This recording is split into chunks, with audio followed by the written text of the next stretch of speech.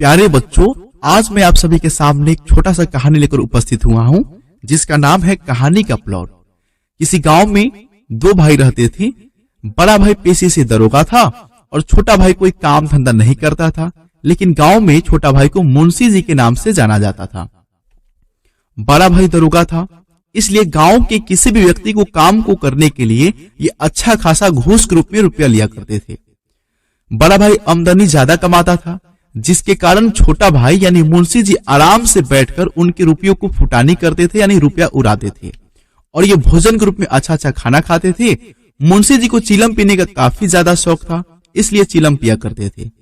मुंशी जी का संबंध गांव के लोगों के साथ कोई अच्छा खासा नहीं था, क्योंकि ये गांव के लोगों को छोटा नजरों से देखा करते थे। दरोगा जी के पास एक घोड़ी रहती है, और यह घोड़ी कोई आम घोड़ी नहीं होती है। यह तुर्की घोड़ों को भी कान काटती है, ऐसी यह घोड़ी होती है, जिसके कारण बड़े बड़े अंग्रेज अफसर इस पर दांत गड़ाए होते हैं। वह चाहते हैं किसी भी हालत में इस घोड़ी को खरीद लिया जाए, लेकिन दरोगा जी किसी भी हालत में घोड़ी को बेचना नहीं चाहते हैं, जिसके कारण इसकी तरक्की रुक जाती है और ये हमेशा के लिए दरोगा के दरोगा ही रहते हैं। जब दरोगा जी जीवित रहते हैं, तब मुंशी जी के घर में 5 लड़कों का जन्म होता है।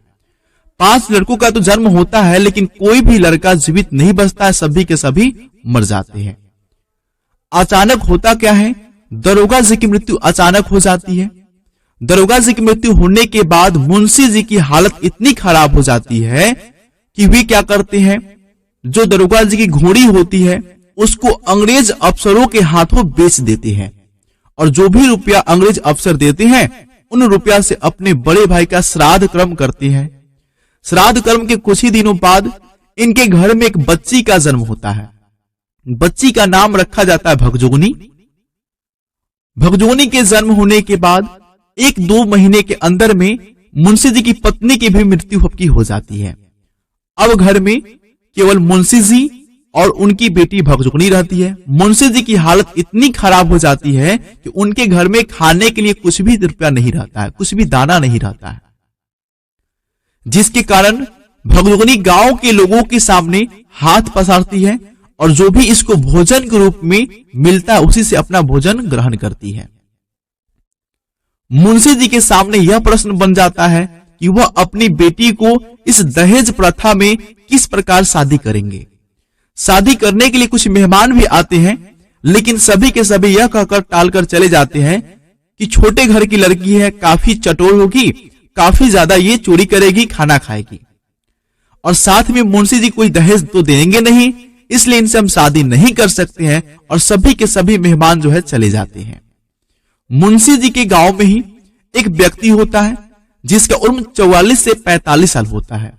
वह भगजोगनी से शादी करने के लिए तैयार हो जाता है।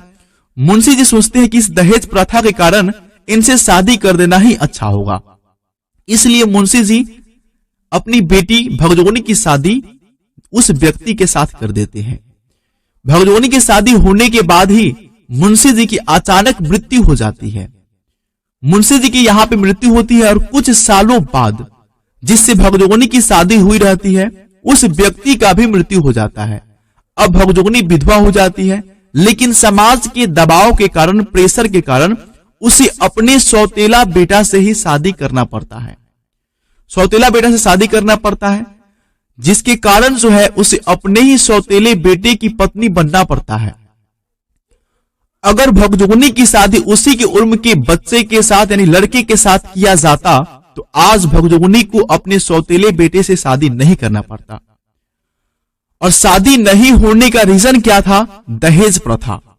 जो समाज में प्रचलित आपकी जो दहेज प्रथा है, उस दहेज प्रथा के कारण भगजोगनी की शादी उसके उम्र के व्यक्ति के साथ नहीं किया जाता है, जबकि देखा जाए तो लास्ट में उसके बेटे से शादी करना पड़ता है, अपने सौतेले बेटे से।